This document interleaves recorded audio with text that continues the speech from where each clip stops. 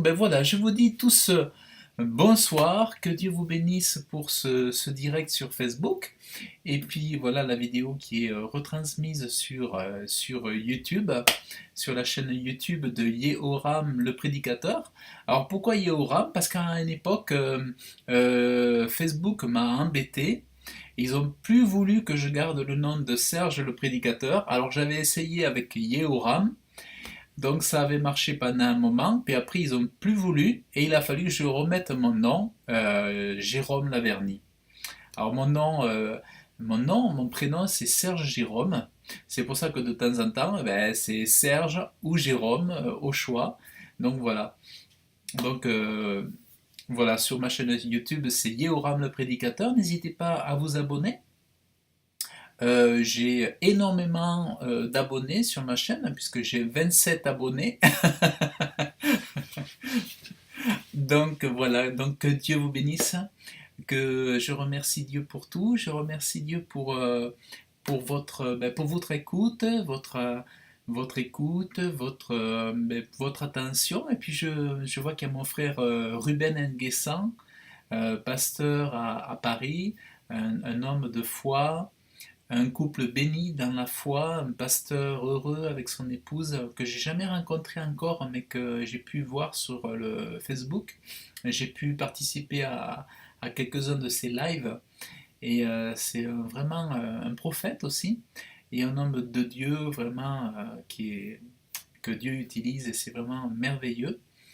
Moi, j'aime beaucoup aussi ce nom de famille Nguessan, parce que je suis parti en Afrique, en Côte d'Ivoire, et j'ai été extrêmement bien accueilli par une famille Nguessan là-bas. Et donc c'est vraiment un nom de famille aussi que j'ai énormément à cœur, Dieu le sait.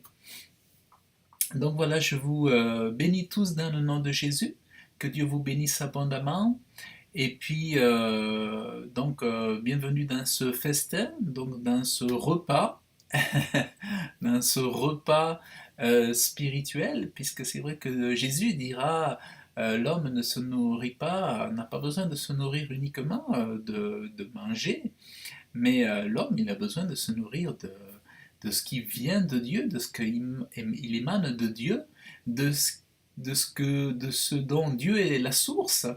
En fait, on a besoin d'autre source qu'une source pour remplir notre estomac. Un homme a besoin de la source divine. C'est vrai que Dieu habite dans l'homme, mais quand l'homme est déconnecté de son créateur, bon, ben, c'est la catastrophe. C'est vraiment la pagaille. Et après, on se demande pourquoi c'est le bazar, pourquoi il y a des accidents, pourquoi il y a des morts, pourquoi il y a tant de méchanceté. Ben, tout simplement parce que déjà soi-même, il faut déjà être en paix avec Dieu, et déjà se poser la question, ben, moi, qu'est-ce que je fais pour avoir l'ordre, la paix avec Dieu. Et peut-être que si tout le monde regardait un petit peu vers soi, ben, il comprenait pourquoi ça ne marche pas aussi ailleurs. Et si chacun se mettait en règle avec Dieu, ben on verrait bien qu'il n'y aurait plus tous ces problèmes, toutes ces choses qui paraissent incompréhensibles, mais alors qu'en fait c'est tout simple, tout bêtement, c'est que ben, quand on ne choisit pas d'être en bon terme avec Dieu, dans une belle relation avec Dieu, eh bien c'est le mal qui vient gagner du terrain. Et au lieu de te voir la guérison, la bonne santé, la joie, eh bien tout ça, ça laisse place à la tristesse, à la malédiction, aux souffrances, à l'alcoolisme, à la drogue, et à l'échec. Et à l'échec. Et le sujet, donc, c'est la Bible serait-elle un médicament? Alors peut-être que tu connais la réponse.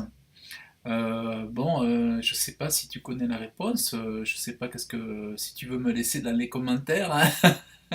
Si tu veux me laisser dans les commentaires ce que tu en penses, est-ce que la Bible est un médicament?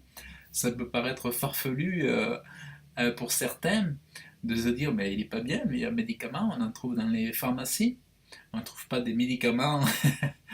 Là, on n'a jamais vu un livre qui puisse être un médicament.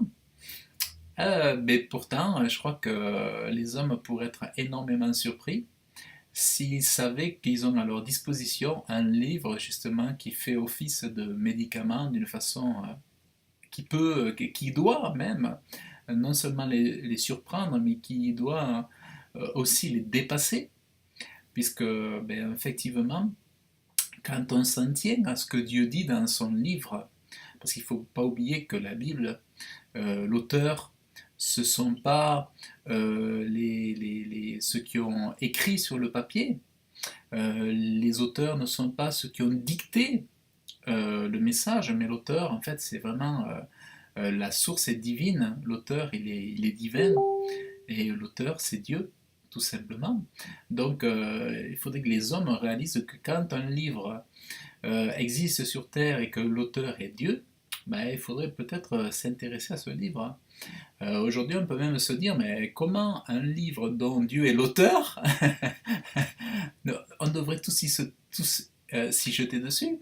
Tous les hommes devraient, et non pas mettre ce livre dans un placard, ou, le faire, le mettre dans un coin dans la poussière, mais ce livre devrait être on devrait faire tous nos efforts possibles, le plus tôt possible, pour essayer de comprendre les secrets de ce livre qu'est la Bible, parce que ben, si l'auteur c'est Dieu, il y a quand même certainement derrière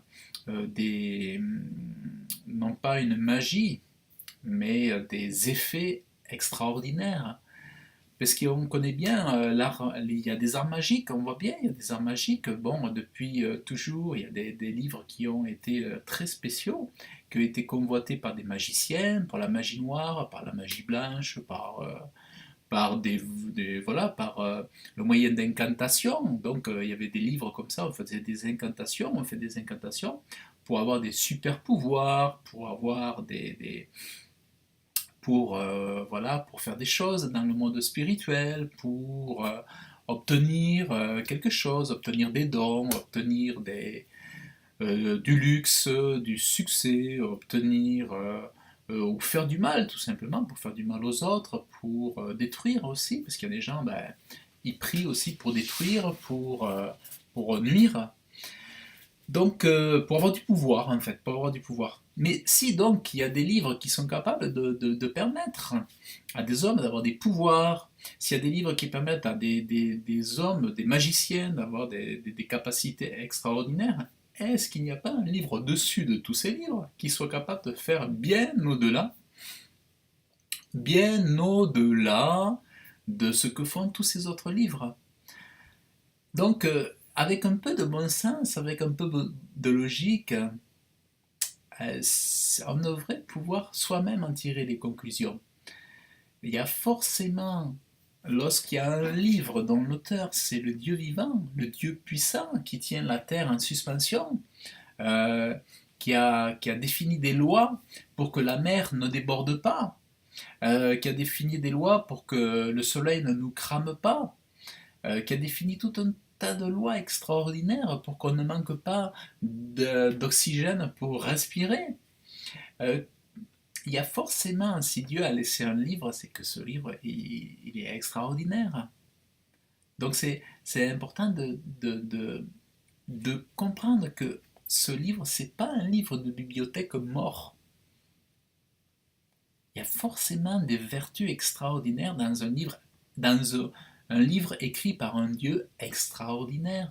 Il y a forcément des solutions d'amour dans un livre écrit par un Dieu d'amour. Il y a forcément des choses extraordinaires dans ce livre. N'y voyez pas seulement des pages, n'y voyez pas seulement des pages, n'y voyez pas simplement un livre issu d'une librairie, mais pensez à son auteur. Pensez à son auteur. L'auteur, c'est ce Dieu vivant, ce Dieu fort, ce Dieu qui te permet aujourd'hui de te tenir sur tes jambes, ce Dieu qui permet que ben, la nuit, il fait venir la nuit, euh, le soir, il fait venir la nuit, parce que s'il y avait le soleil, la nuit, on n'arriverait pas à dormir. Donc ce Dieu tellement intelligent, tellement sage, il a fait des journées pour qu'on puisse euh, au rythme de la journée. Euh, le soleil augmente et l'homme, il sort de son sommeil, il s'éveille, il rentre dans son activité pour travailler. Et Dieu dit à un moment donné, la journée, elle va sur son terme, je vais baisser l'intensité de la lumière et je vais te faire rentrer dans la nuit pour que tu saches qu'à partir de ce moment-là, c'est ton temps à toi, en tant qu'homme, d'arrêter ton activité et maintenant de te reposer. Vous voyez comment la science, nous ça nous paraît évident, mais la science de Dieu, la sagesse de Dieu. Si Dieu avait fait des journées où on devait travailler 17 heures et dormir 3 heures par nuit, on aurait eu un Dieu qui aurait pas été facile avec nous.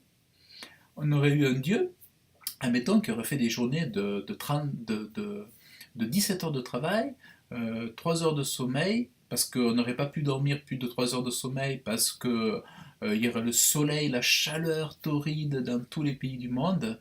On aurait eu un truc, un système complètement où tous les hommes seraient fatigués à cause d'un soleil trop fort, et où les hommes finalement seraient morts à 23 ans, parce que la vie sur Terre aurait été infernale. Or, on a un Dieu d'équilibre, un Dieu de justesse, un Dieu de perfection, qui a tout équilibré. 7 fois 3, 7 fois 3, 24 heures, c'est ça, 7 fois 3, 24, 7 heures ou 8 heures de sommeil, 7 heures de travail et 7 heures pour se reposer, pour faire autre chose. On a un Dieu de perfection. Et ce Dieu-là, en fait, euh, il a laissé un livre. Vous voyez, ça c'est justement l'introduction. Il a laissé un livre. C'est vraiment pour vous faire, même sans avoir à lire la Bible, pour vous faire comprendre que il y a forcément quelque chose de puissant à lire la parole de Dieu. On appelle la Bible, c'est la parole de Dieu. Alors, que ce soit pour les non-croyants qui ont besoin de soutien, qui ont besoin de solutions, qui ont besoin de force, qui ont besoin de consolation, qui ont besoin de puiser des sources d'inspiration, ou que ce soit pour des chrétiens, des enfants de Dieu, eh bien, la Bible est la réponse à toute chose. La Bible a des réponses à toute chose. Et, et donc dans ce livre, il y a une vertu extraordinaire, c'est que ce livre apporte d'énormes bienfaits, parce que Dieu est le créateur de l'homme, mais Dieu a voulu donner à l'homme donc de se nourrir de fruits, de légumes, euh, et Dieu a voulu donner à l'homme la nourriture de sa parole. La parole écrite égale la parole qui est sortie de la bouche de Dieu. Et en fait, la Bible, c'est les pensées de Dieu, c'est les sentiments de Dieu. La Bible, c'est ce que Dieu veut de même pour toi. La Bible, c'est ce que Dieu a fait hier pour toi ou pour tes ancêtres. La Bible, c'est tout le cœur de Dieu. C'est connaître le caractère de Dieu. La Bible, c'est entendre Dieu. Si quelqu'un dit je veux entendre Dieu, il a tout simplement besoin d'ouvrir la Bible et Dieu va parler au travers de son livre. Toutes les paroles qui sont dans ce livre, ce qu'on appelle les versets, sont des choses qui sont sorties du cœur de Dieu, qui font partie de l'héritage que Dieu donne aux hommes. Et la vertu extraordinaire donc de la Bible, c'est qu'elle est un médicament. Elle a pour vertu pas uniquement d'amener la foi, mais c'est vrai que la Bible apporte la foi. La Bible apporte la foi, elle vient faire germer la foi par la connaissance de Dieu en lisant le livre. La foi vient à, à, à, à naître à grandir, à se multiplier. Mais aussi, la Bible vient comme un médicament. Et ça, c'est vraiment extraordinaire. Alors, non seulement Dieu se fait connaître comme étant le docteur des docteurs, celui qui donne à apprendre la médecine aux médecins, il est le guérisseur des guérisseurs, mais en plus, son livre est fait office de médicament. Alors Dieu est le médecin des médecins, mais en plus sa Bible fait office de médicament. Autrement dit, si tu fais bon usage de la Bible, tu peux voir tes maladies, disparaître. Si tu fais un bon usage de la Bible, c'est comme un médicament. Si tu as un médicament chez toi et que tu le laisses traîner sur une étagère et puis que ce médicament il est efficace, mais t'as pas le temps, tu as la tête ailleurs et tu le prends pas, ou alors tu l'as pris un jour et puis après t'as pas suivi les conseils du médecin. La Bible, une Bible qui elle a beau être dans ta maison, elle peut être absolument d'aucune efficacité si tu ne t'en sers pas du tout, si tu t'en sers mal ou si ne t'en sers pas assez. En fait, la Bible, pour qu'elle ait un effet dans ta vie, c'est important de s'en servir tous les jours. C'est important de venir puiser dedans, je dirais, c'est pour avoir des vertus, pour en tirer profit, quoi, pour tirer profit de toutes ces vertus de guérison. Dieu agit au travers de sa parole pour faire du bien à tous les hommes. Et c'est alors lorsque tu as touché, saisi comment Dieu t'a fait du bien au travers de son livre, en le lisant, c'est là que tu te dis, mais ce Dieu-là, il n'est pas si mauvais que je croyais, ce Dieu-là n'est pas si éloigné de ce que je pensais, ce Dieu-là n'est pas je n'ai pas à le craindre finalement, j'ai pas besoin d'avoir peur de Dieu, finalement j'ai pas besoin de le mépriser, parce que je me rends compte que il veut mon bien, il veut, il est là pour guérir, il est là pour que je vive heureux. Ce Dieu-là n'est pas là pour me rendre malheureux ou pour me rendre esclave, mais au contraire, il est là pour me rendre libre. Et c'est ça, si tu fais un bon usage de la parole de Dieu, elle est un médicament, elle te protège, elle te guérit et elle t'instruit. Elle t'instruit. Ça, c'est vraiment extraordinaire. Et en fait, Dieu dit dans de nombreux versets de sa Bible que c'est une façon pour lui de venir te restaurer. Par son livre, Dieu vient te restaurer. Tu as un corps qui est restauré par, tu vas manger, admettons, tu vas manger des tomates, tu vas manger des pommes de terre, des carottes, tu vas manger des haricots verts, des brocolis, tu vas restaurer ton corps, tu vas prendre des vitamines, tu vas prendre des forces. Mais il y a, pour celui qui lit la Bible, il y a dans la lecture de la Bible la vertu de restaurer, non pas cette fois-ci ton corps, mais de restaurer la partie invisible de toi, cette partie qui est invisible, mais je n'ai pas dit qu'elle n'était pas existante, je dis qu'elle est invisible, elle est tout autant, même plus réelle même que ton corps.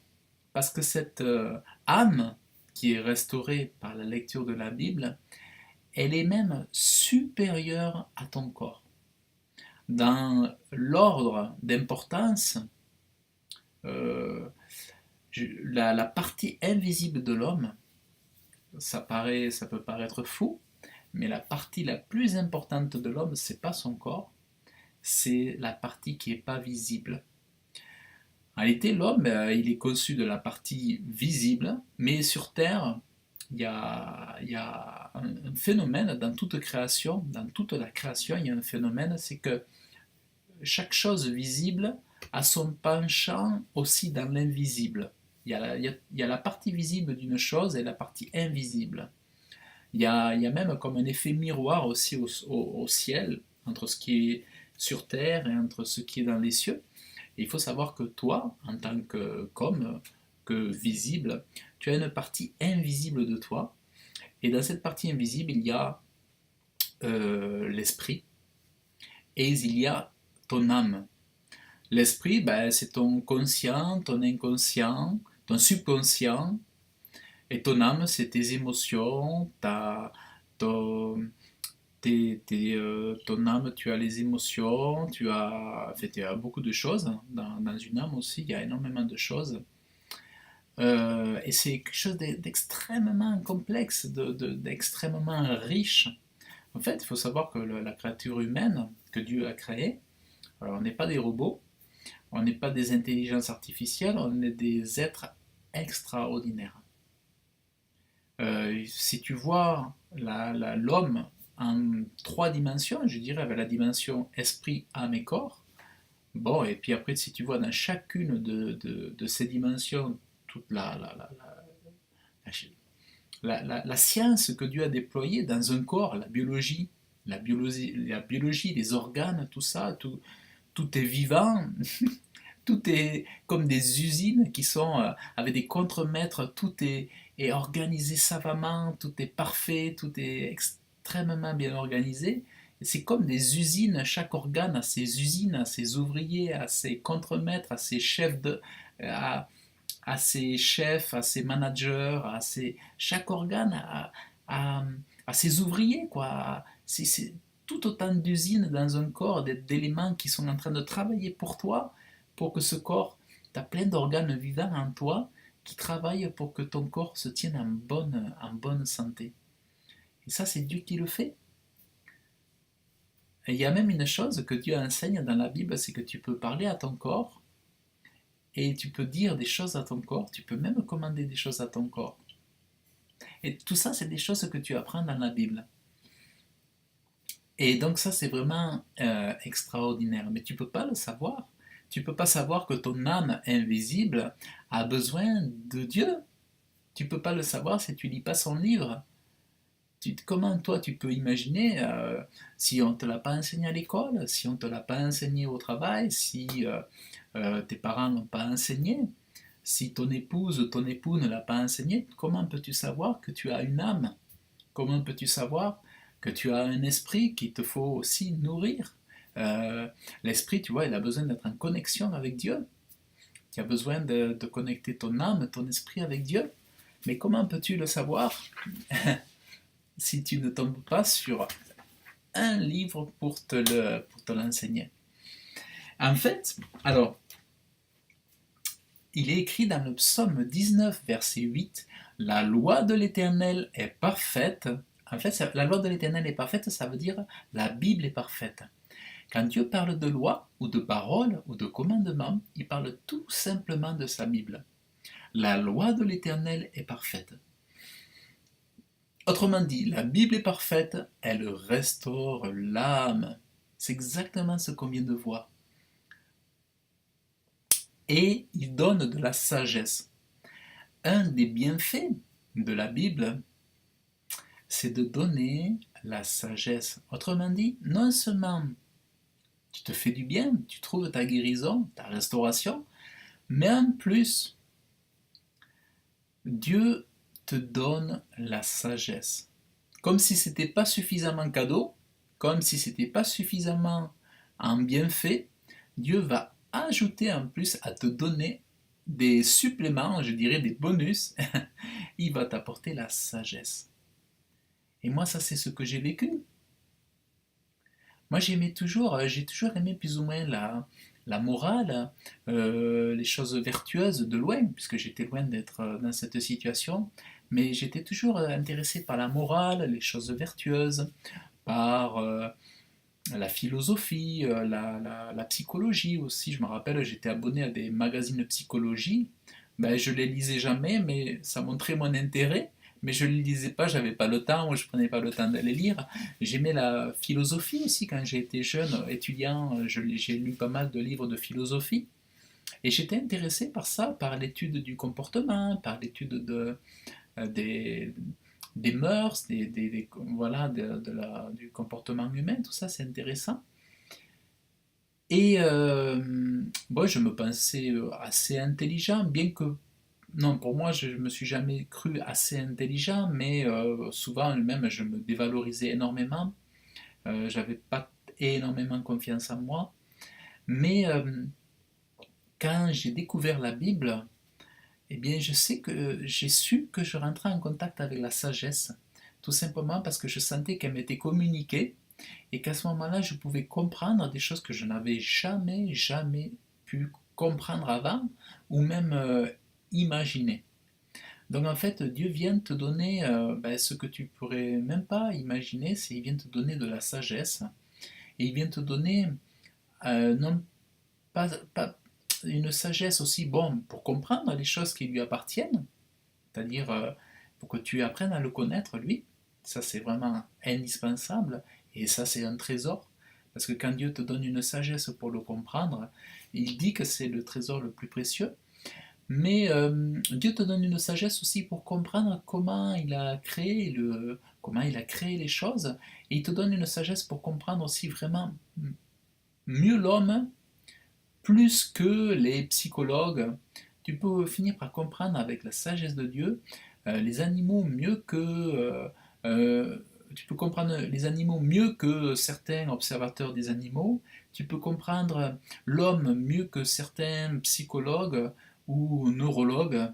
Et tu peux comprendre plein de choses comme si tu avais fait des études poussées dans un domaine, tout simplement parce que Dieu va t'apporter la sagesse. Et cette sagesse, c'est quoi aussi que Dieu t'apporte? C'est qu'il va te donner de la sagesse dans les domaines qui te sont chers. Il va t'apporter de l'aide dans ta vie professionnelle. Il va t'apporter de l'aide dans ta vie sentimentale.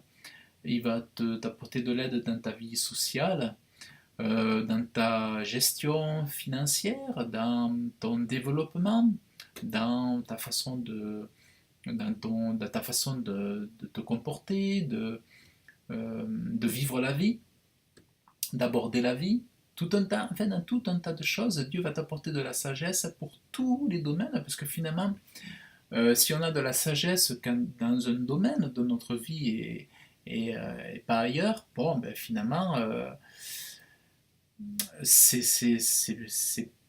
c'est bien, mais bon, il manque quelque chose. Mais alors que Dieu veut vraiment t'apporter, il est là pour t'apporter de la sagesse dans tous les domaines qui peuvent te toucher.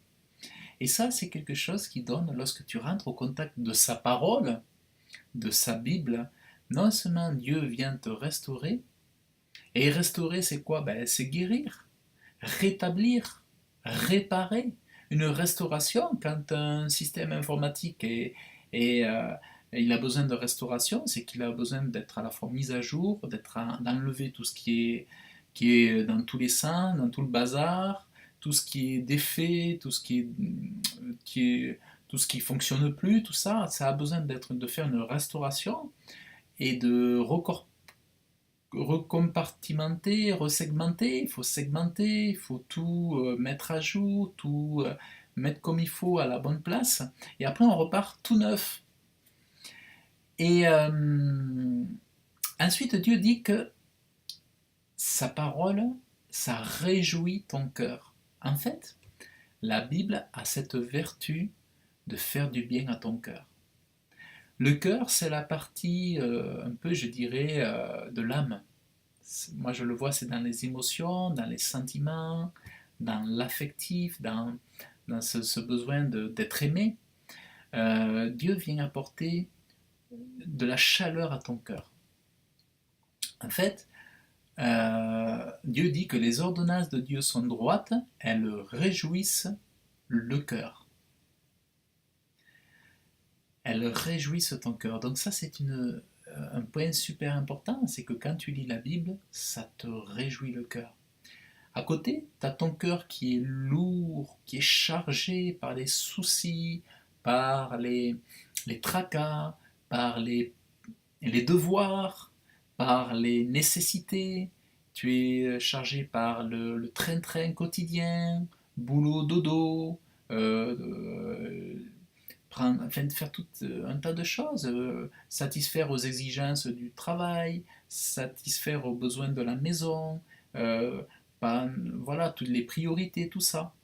Mais Dieu, lui, vient t'apporter, dans un moment privilégié, au contact de sa Bible, Dieu vient t'apporter la réjouissance dans le cœur, chose d'une telle façon, enfin je dirais d'une telle façon que tu ne peux pas le trouver ailleurs.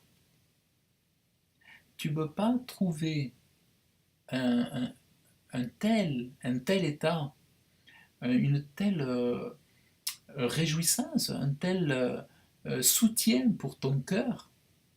Euh, tu ne peux pas recevoir autant de choses qui vont te faire du bien ailleurs ou de la même façon que ce que peut t'apporter la Bible. C'est indescriptible. C'est indescriptible. La Bible est incomparable.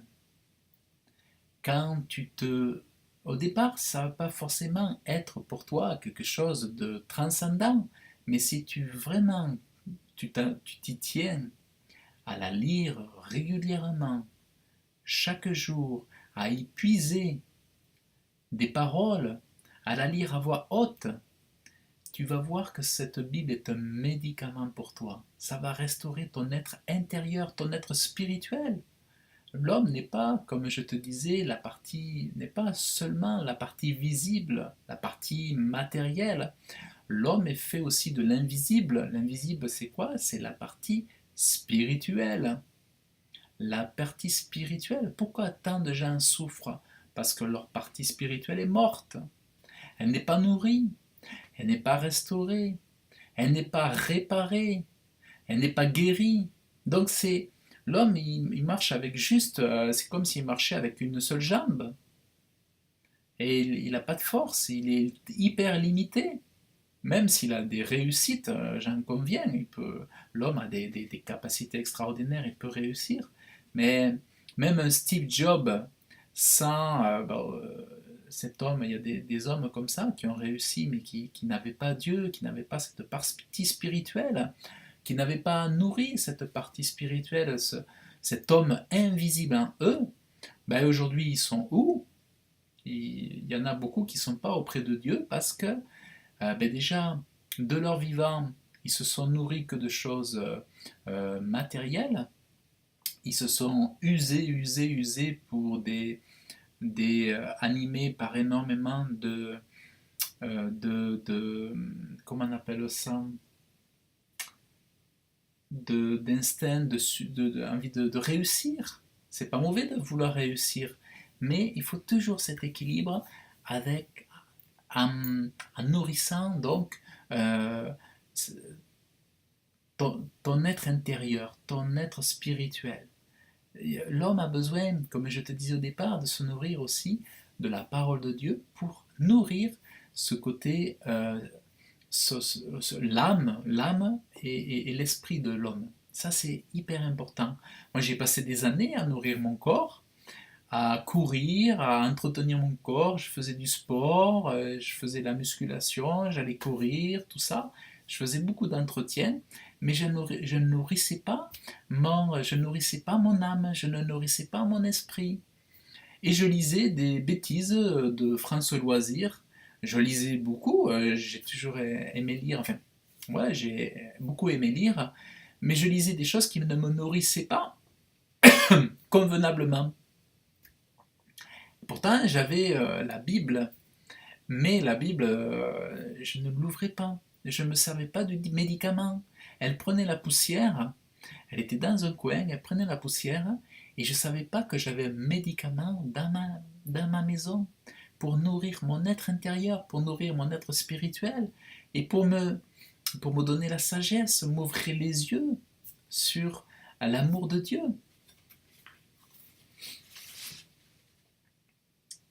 Et regardez ce que dit Dieu dans le livre de Pierre, 1 Pierre chapitre 1 verset 23. Vous qui êtes régénérés, non par une semence corruptible, mais par une semence incorruptible, par la vivante et permanente parole de Dieu. En fait, la Bible, quand tu la lis, quand tu la manges avec ton cœur, que tu la consommes, elle est une semence. Et toute semence fait quoi? Eh bien, elle porte un fruit, un légume, des haricots verts, ça va pousser un abricotier, ça va pousser un cerisier, ça va pousser un champ de maïs, ben, ça va pousser des arbres, des cèdres, des choses, voilà, chaque semence porte un fruit, un arbre porte des feuilles, porte des fruits. Ben, si la Bible est une semence, elle porte forcément des choses en toi. Dieu dit que son livre est une semence incorruptible, c'est-à-dire que c'est une puissance surhumaine. C'est-à-dire Dieu vient apporter en toi quelque chose que extérieurement personne d'humain, personne de terrien ne peut détruire en toi. En fait, tu goûtes à une semence et qui vient germer en toi spirituellement. En fait, tu es en train de nourrir, donc, tu es en train de te nourrir pour, pour, comment dire, faire pousser en toi donc des choses qui sont divines. Tu es en train de faire pousser en toi ce qui est de Dieu, quoi. Donc, plus tu manges la Bible, plus tu fais nourrir en toi des choses qui appartiennent à Dieu, des nourritures célestes.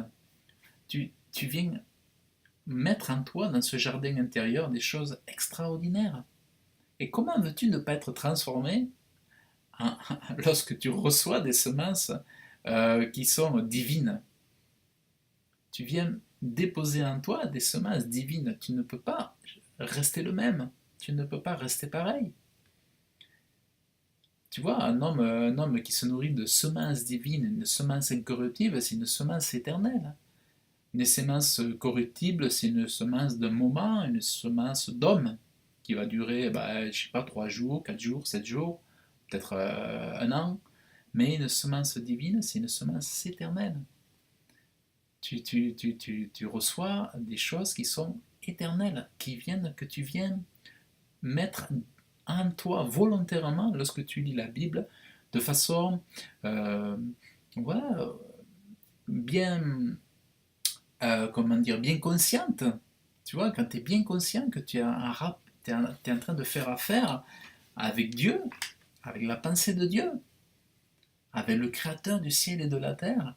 C'est pas un livre, un livre ordinaire qui sort d'une imprimerie ou d'une librairie. C'est le livre de Dieu. Donc, tu vois, le médicament, tu peux pas imaginer en quel point le médicament, il est de multiples facettes. Le médicament, la Bible, c'est un médicament, c'est pas seulement un médicament, c'est un médicament de multiples facettes. Ça, c'est extraordinaire. Et Dieu dit une chose. Dans Proverbe chapitre 2, verset 10, car la sagesse viendra dans ton cœur et la connaissance sera agréable à ton âme. À un moment donné, en contact avec la parole de Dieu, tu es forcément en contact avec le Créateur. Parce que quand tu es en contact avec la parole de Dieu, tu es en contact avec son auteur. C'est comme quand tu lis une biographie d'un homme très connu, qui a réussi, tu es en contact avec sa vie. Bon, s'il est décédé, bon, on ne peut pas dire que tu sois en contact avec lui, puisque lui, il est décédé, mais il faut savoir que Dieu est éternel, il ne meurt pas. Et quand tu es en contact avec sa parole, tu es en contact avec son auteur, et parce que son auteur est esprit, mais aussi parce que sa parole est vivante, puisqu'elle est, comme je te le disais, ce médicament, tu es constamment en contact avec ce Dieu, avec le créateur, avec l'auteur.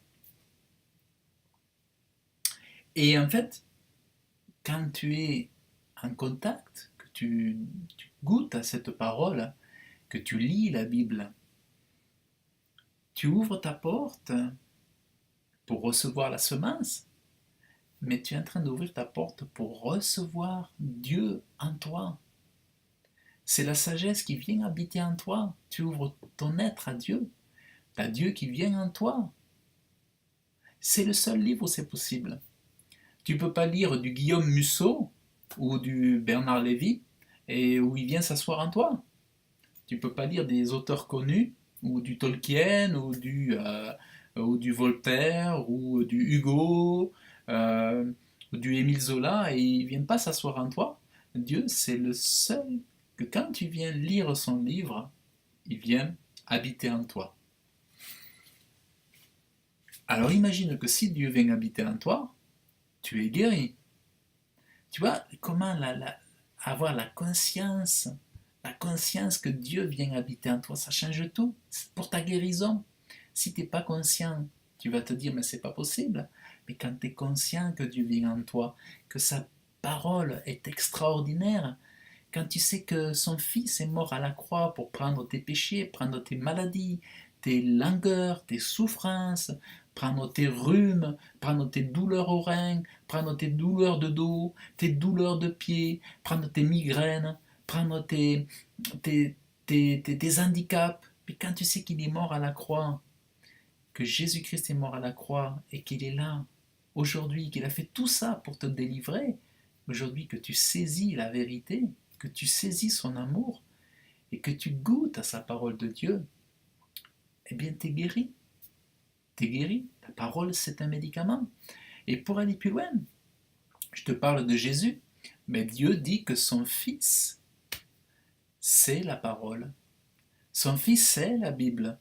Son Fils, c'est l'incarnation de la parole de Dieu. C'est celui qui a été crucifié, mort, ressuscité, élevé à la droite de Dieu, qui est vivant aujourd'hui éternellement, vainqueur sur le monde, vainqueur sur la maladie, et il est là, guérissant, le guérisseur des guérisseurs, le médecin des médecins, le docteur des docteurs. C'est gratuit, tu reçois la guérison gratuitement. Et ce contact avec son livre, c'est extraordinaire. Où est-ce que tu as vu quelque chose de gratuit dans ce monde? Le plus petit médicament, le plus petite gélule de 3 mm, ça vaut souvent des fortunes. Mais là, tu as tout gratuit offert. À toi juste de t'approcher, d'être convaincu, confiant et de saisir. T'en as marre de tes chutes de cheveux, t'en as marre. Mais crois que Dieu te guérit, Dieu te délivre des chutes de cheveux, Dieu te délivre de tes jambes qui te font mal, Dieu te délivre de ces yeux qui te font mal, Dieu te délivre de ces migraines qui te font mal, Dieu te délivre de ces psychoses, Dieu te délivre de ces démons qui te hantent, Dieu te délivre de ces choses qui t'empêchent de dormir la nuit. Et tu dis merci mon Dieu, tu me guéris, tu me délivres dans le nom puissant de Jésus, car tu es vivant, fort, vivant, puissant pour me guérir. Tu es tout puissant, tu es vivant. Donc c'est extraordinaire. Non seulement c'est un médicament, mais c'est un médicament à multiples facettes.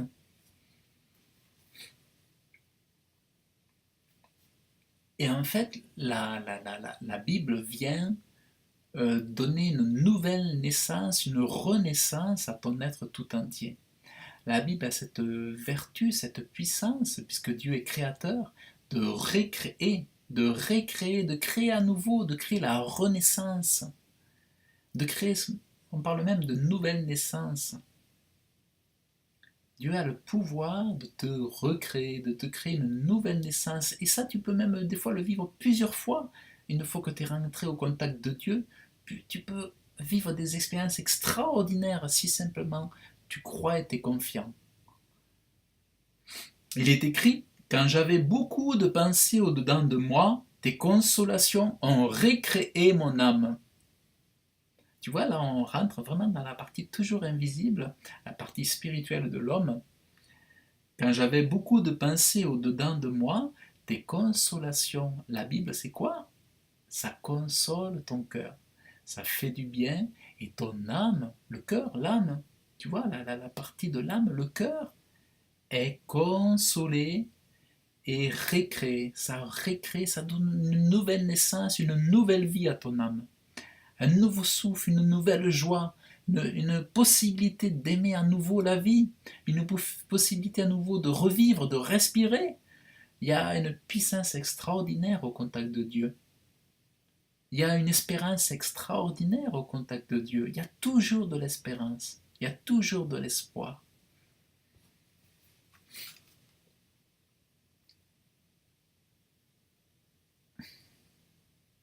Et Dieu dit, pour amplifier l'importance, la nécessité, la qualité, la valeur de la parole de Dieu, il dit que la parole de Christ, c'est la Bible, la parole, la Bible, la lecture de la Bible, habite en vous avec sa richesse. Que la parole de Christ habite en vous avec sa richesse, ça veut dire qu'elle habite, c'est-à-dire que nourritant régulièrement, jour après jour, n'abandonne pas la lecture de la Bible, fais-en un bon usage, nourritant, mets ton téléphone de côté, mets ton téléphone de côté, mets ton téléphone en pause, éteins-le et vis un moment seul avec ta parole de Dieu, avec ton Dieu, avec la Bible. Fais ce tête-à-tête chaque jour, matin, midi et soir. Si la Bible est un médicament, parce qu'elle est un médicament, eh bien nourritant, matin, midi et soir. Impose-toi des rituels, impose-toi des rituels, des moments de recueillement, et tu verras comment tu vas. Ah, de faible peut-être que tu vas devenir fort. Tu vas voir que là aussi, c'est un bien extrêmement précieux. Donc, euh, donc voilà, je dirais la conclusion, c'est oui, la Bible est un médicament largement, un médicament, je dirais même, tu vois, à multiples facettes. Donc ça, c'est vraiment extraordinaire. Donc, alors là, tu peux avoir des Bibles noires, des Bibles en couleur, il y en a pour tous les goûts. Et en plus, elle est copieuse parce qu'il y a beaucoup de pages. Il y a vraiment beaucoup de quoi faire. Moi, j'avais commencé avec les proverbes. Avant de me convertir, les proverbes me touchaient. Au début, j'ai commencé à lire les proverbes, après j'ai commencé m'orienter vers les évangiles. Et là, j'ai découvert la personne de Jésus au travers des évangiles. J'ai découvert cette sagesse. Moi, je ne suis pas allé lire Bouddha, je ne suis pas allé lire la sagesse de Bouddha, je n'ai pas cherché à lire la sagesse d'autres indiennes ou hindous, mais j'ai lu la sagesse de Jésus et ça m'a changé, ça m'a changé. Quand j'ai lu la sagesse de Jésus, ben, j'ai dit, mais c'est ça que je veux, c'est comme ça que je veux vivre, c'est comme ça que je veux être doux, c'est comme ça que je veux être aimable, c'est comme ça que je veux ne pas répondre, c'est comme ça que je désire vraiment changer ma vie. Et la Bible est là pour changer ta vie. Donc toi aussi, si tu veux changer ta vie, fais cette prière. Père éternel, Dieu vivant, merci. Merci Créateur, merci pour la Bible. Et je te demande pardon de ne pas avoir lu ta Bible. Je te prie de me permettre de lire ta Bible, d'en comprendre le sens. Aussi, je te demande pardon pour mes péchés. Et je te prie de m'accueillir, de me pardonner mes péchés, de me laver, de me purifier. Je crois en Jésus-Christ, ton Fils, mort, ressuscité, glorifié, assis à ta droite, dans les cieux. Père éternel, merci de m'envoyer ton Saint-Esprit et de me donner l'intelligence. Merci mon Dieu Je crois en Jésus-Christ, venu en chair sur la terre. Merci, Père, de ce que tu me pardonnes mes péchés. Je deviens ton enfant. Merci de ce que tu me purifies, que tu me laves. Je crois en l'efficacité du sang de Jésus. Merci, Père. Merci, aujourd'hui, tu es mon Père, parce que désormais, en t'acceptant dans mon cœur, deviens ton fils, un enfant de Dieu. Merci, Père, au nom de Jésus. Amen. Et maintenant, si toi qui as écouté cette vidéo et que tu as fait cette prière, eh bien, félicitations. Félicitations. Et pour mes frères et sœurs, eh bien, je vous remercie. Et pour toi qui as fait cette prière, eh bien, je te félicite. Et tu es désormais un enfant de Dieu. Donc oui, cet enseignement, voilà, il est là aussi pour toucher.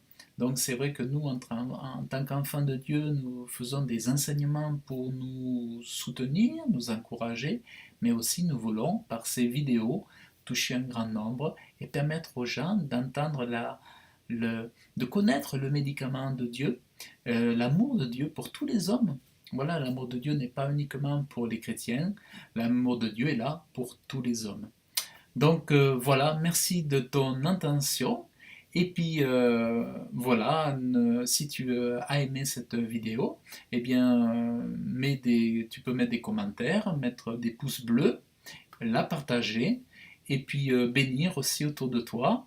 Si tu souhaites faire un don pour m'encourager ou me bénir, eh bien tu vas sur ma page, tu peux faire un don PayPal, et puis voilà, et puis en même temps que tu me bénis, ben, tu bénis Dieu aussi.